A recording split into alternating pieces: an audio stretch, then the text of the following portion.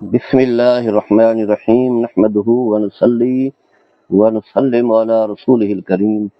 وعلی آلہ الطیبین واصحابہ الطاہرین اما بعد۔ حضرات گرامی، ہم بیان کر رہے ہیں قتل ناحق کا گناہ اور اس کی سہولت کاری کا گناہ کبیرہ، جو میں نے ذکر کیا ہے کہ علامہ ذہبی کی جو کتاب ہے الکبائر، اسی کے تحت جو ہے یہ ساری ہماری گفتگو چل رہی ہے۔ ایک اور آیت کریمہ اس سے پہلے ہم سورہ نساء کی آیت پڑھ چکے ہیں۔ اللہ تبارک و تعالیٰ ارشاد فرماتا ہے والذین لا يدعون مع اللہ الہا آخر ولا يقتلون النفس التي حرم اللہ الا بالحق ولا يظنون ومن يفعل ذلك يلقى صاما يضاعف له العذاب يوم القيامة ويخلد فيه مهانا الا من تاب وآمن وعمل عملا صالحا۔ سورہ فرقان کی آیت نمبر ہے 70 اور اللہ تبارک و تعالیٰ نے اپنے جو بندے ہیں عباد الرحمن جسے کہا گیا ہے، اللہ تعالیٰ نے ان کی صفات بیان کی ہیں۔ تو ان میں سے ایک یہ بھی ہے، فرمایا کہ جو اللہ کے ساتھ کسی اور معبود کی عبادت نہیں کرتے، اور جس شخص کے قتل کو اللہ تعالیٰ نے حرام ٹھہرایا ہے اس کو قتل نہیں کرتے، یعنی وہ قاتل نہیں ہے۔ اللہ نے ان کی صفات بیان کی ہے، ہاں مگر حق پر، یعنی یہی قصاص لینا ہے یا جو طریقے ہیں، زانی ہوا تو سزا ہے مگر حق پر، اور وہ زنا بھی نہیں کرتے۔ اور جو شخص ایسے کام کرے گا، یعنی قتل کرے گا، زنا کرے گا، تو فرمایا اس کو سزا سے واسطہ پڑے گا کہ قیامت کے دن اس کا عذاب بڑھتا چلا جائے گا، عذاب جو ہے کئی گنا بڑھا دیا جائے گا، اور وہ اس میں ہمیشہ ہمیشہ ذلیل ہو کر کے رہے گا۔ ہاں یہی ہے کہ جو پھر توبہ کر لیتا ہے، ایمان لاتا ہے، عمل صالح کرتا ہے، تو پھر اس سزا سے بچ جائے گا۔ تو اس میں بھی وہی اخروی عذاب کا تذکرہ ہے، جیسا کہ اس سے پہلے والی آیت کا سورہ فرقان کا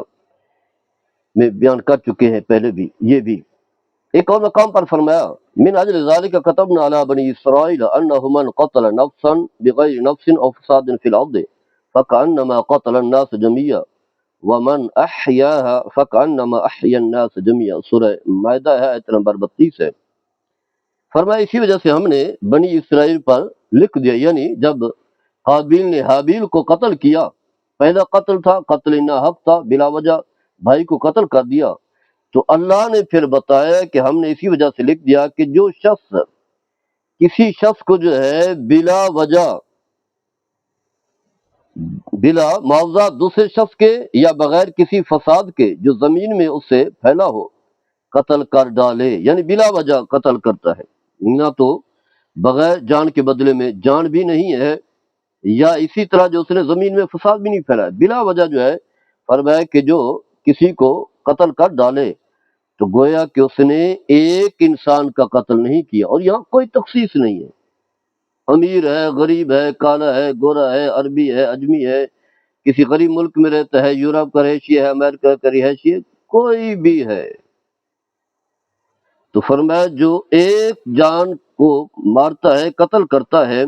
تو گویا کہ وہ پوری نو انسانی کا قاتل ہے۔ 6 ارب ہے ایسے قوم ہے، جتنی بھی آبادی ہے، گویا کہ ایک قتل نہیں کیا اس نے،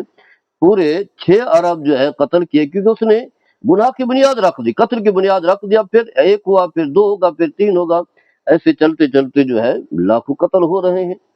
ایک قتل کی جب آپ بنیاد رکھیں گے تو بڑھتا چلا جائے گا۔ اور جو شخص کسی شخص کی جان کو بچاتا ہے تو گویا کہ اس نے جو ہے تمام نو انسانی کو بچا لیا۔ اس سے آپ اندازہ کر لیں کہ انسان کی جان جو ہے وہ کتنی قیمتی ہے۔ قیامت کے دن قیامت کا منظر ہوگا تو مقتول جو ہے جسے قتل کیا گیا اللہ کی بارگاہ میں حاضر ہوگا، تو اللہ تعالیٰ پوچھے گا، فرمایا وَإِذَا الْمَوْءُودَةُ سُئِلَتْ بِأَيِّ ذَنبٍ قُتِلَتْ، جسے زندہ گاڑا گیا، زندہ گاڑی ہوئی لڑکی کو، جیسے پہلے بچیوں کو پیدا ہوتی تھی قتل کر دیا جاتا تھا،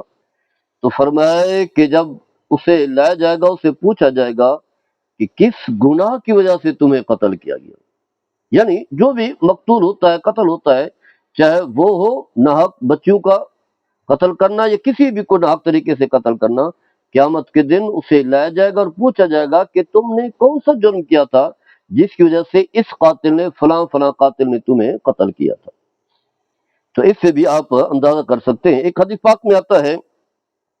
ایک شخص نے نبی کریم صلی اللہ تعالی علیہ وسلم سے مسئلہ پوچھا، سوال پوچھا کہ اللہ کے ہاں سب سے بڑا گناہ کون سا ہے، یعنی جسے ہم اکبر القبائر کہتے ہیں، سب سے بڑا گناہ۔ آپ نے فرمایا کہ سب سے بڑا گناہ یہ ہے کہ تو اللہ کے ساتھ کسی کو شریک ٹھہرائے، یعنی شرک کرے، سب سے بڑا گناہ ہے، جبکہ اس نے اللہ نے تمہیں پیدا بھی کیا، تمہارا خالق ہے، پھر بھی اللہ کے ساتھ کسی کو شریک ٹھہراتا ہے۔ فرمایا یہ سب سے بڑا گناہ ہے۔ اس کے بعد اس نے پوچھا اس کے بعد پھر سب سے بڑا گناہ کون ہے؟ تو آپ صلی اللہ تعالی علیہ وسلم نے فرمایا کہ تو اپنے بچے کو اس خوف سے قتل کر دے کہ وہ تیرے ساتھ کھانا کھائے گا، یعنی بچہ بڑا ہوگا، جیسے ہمارے یہاں بیٹیوں کو مار دیا جاتا ہے، بڑا ہوگا تو تمہارے ساتھ کھانا کھائے گا۔ اس نے پوچھا پھر سب سے بڑا گناہ کون ہے؟ تو آپ صلی اللہ تعالی علیہ وسلم نے فرمایا کہ تو پڑوسی کی بیوی سے گناہ کرے، بدکاری کرے، یہ سب سے بڑا گناہ ہے۔ اس کے بعد آپ صلی اللہ تعالی علیہ وسلم نے بطور اپنے فرمان کی تائید کے اللہ کا قرآن پڑھا، جس میں فرمایا والذین لا یدعون مع اللہ الہ اخر ولا یقتلون النفس التي حرم اللہ الا بالحق ولا یزنون، وہی سورہ فرقان جس میں اللہ تعالیٰ نے اپنے بندوں کی چند صفات جو ہے بیان کی ہیں۔ نبی کریم صلی اللہ تعالی علیہ وسلم نے فرمایا اذا التقى المسلمان بینہما فالقاتل والمقتول قلاہما فی النار، فرمایا کہ جب دو مسلمان تلواروں کے ساتھ ایک دوسرے کے مقابل آتے ہیں، یعنی ہتھیار اٹھا لیتے ہیں، ہر دور کے اپنے اپنے ہتھیار ہوتے ہیں، تو فرمایا قاتل قتل کرنے والا اور جسے قتل کیا گیا دونوں دوزخ کی آگ میں جلیں گے۔ صحیح بخاری مسلم کی حدیث بھی ہے، مسلم بن حنبل میں بھی۔ تو جب پوچھا گیا، ایک اور روایت میں آتا ہے کہ مقتول کا کیا گناہ ہے، وہ کیوں سزا بھگتے گا، تو فرمایا کیونکہ وہ بھی حریص تھا، یعنی وہ بھی اسے قتل کرنا چاہتا تھا، دونوں آپس میں لڑ پڑے، دونوں طاقتور تھے، دونوں ایک دوسرے کو مارنا چاہتے تھے، فرق صرف یہ ہے کہ ایک غالب آ گیا قاتل بنا اور دوسرا مقتول بنا۔ اگر وہ حریص نہ ہوتا تو پھر اس گناہ سے، اس سزا سے جو ہے بچ جاتا۔ اس کے علاوہ نبی کریم صلی اللہ تعالی علیہ وسلم نے فرمایا،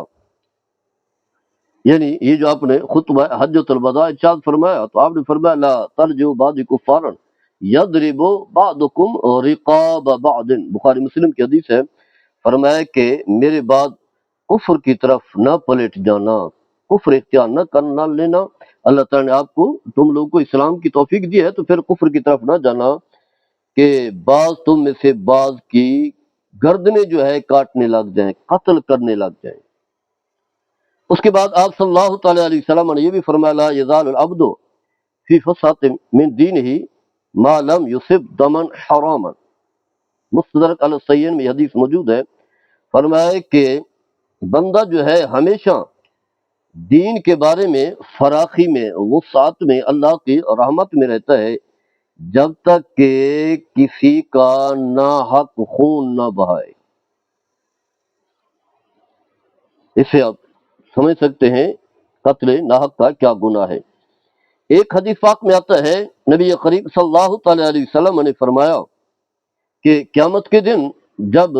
لوگوں سے حساب ہوگا، دنیا میں کیا کرتے رہے، گناہوں کا حساب ہوگا، اعمال صالح سے متعلق پوچھا جائے گا، تو فرمایا سب سے پہلا حساب جو ہے وہ قتل کے بارے میں ہوگا، خون کے بارے میں۔ یعنی اس سے آپ اندازہ کر سکتے ہیں یہ کتنا قیمتی ہے، پہلے اس کی باری رکھی جائے گی، پہلے اسی سے متعلق حساب ہوگا۔ اور یعنی عبادات کے بارے میں، نماز کے بارے میں ہے، اور جو لوگوں کی جان ہے، مال ہے، اس حوالے سے جو بندوں کے حقوق ہیں، اس حوالے سے جو ہے وہ قتل کے بارے میں ہے، سب سے پہلے اسی سے متعلق حساب ہوگا۔ ایک حدیث پاک میں آتا ہے، نبی کریم صلی اللہ تعالی علیہ وسلم نے فرمایا لا قتل مؤمن اعظم عند اللہ من زوال الدنیا، نسائی شریف میں بھی اور بہقی میں بھی حدیث موجود ہے۔ فرمایا ایک مومن کا قتل اللہ کے نزدیک دنیا کے زوال سے بڑا جرم ہے، پوری دنیا ختم ہو جائے، دنیا کا جتنا بھی نظام ہے، پہاڑ زمین سب کچھ ختم ہو جائے، وہ اتنا جو ہے اہم نہیں ہے، اس کی کوئی حیثیت نہیں ہے اس کے مقابلے میں ایک جان کا قتل کرنا۔ آپ اس سے اندازہ کر سکتے ہیں کہ انسان کی جان جو ہے کتنا قیمتی ہے۔ تو ہمیں سوچنا چاہیے، ان چیزوں کو سامنے رکھیں، بلکہ یہ آیات، اس سے متعلق احکام جو ہے ہمارے گھروں میں لکھے ہوئے موجود ہوں، یہ ہماری ڈائری میں ہوں، یہ کم از کم روزانہ ہم پڑھ کر کے سوئیں، تاکہ ہمیں احساس ہو، ہماری زندگی صاف ستھری گزرے۔ یہ کہیں ایسا نہ ہو کہ قیامت کے دن یہ لوگ جنہیں ہم قتل کر چکے ہیں، وہ قاتل کے ورثاء، اس کے رشتہ دار، اس کے ماں باپ، اس کے بہن بھائی، قیامت کے دن جو ہے اللہ کی بارگاہ میں حاضر ہوں اور وہ حق مانگ رہے ہوں، تو حق دینے کے لیے تو پھر یہ کوئی یہاں عدالتیں، کوئی وکلاء، کوئی برادری، کوئی خاندان، کوئی بہن بھائی، کوئی ماں باپ، کوئی دولت، یہ وسائل، یہ پارٹیاں، یہ تنظیمیں، کوئی بھی کام نہیں آئے گا، اکیلا ہی حساب دینا ہوگا۔ اس تصور کو سامنے رکھیں۔ اللہ تعالی ہم سب کو عمل کرنے کی توفیق عطا فرمائے۔ وما علینا الا البلاغ۔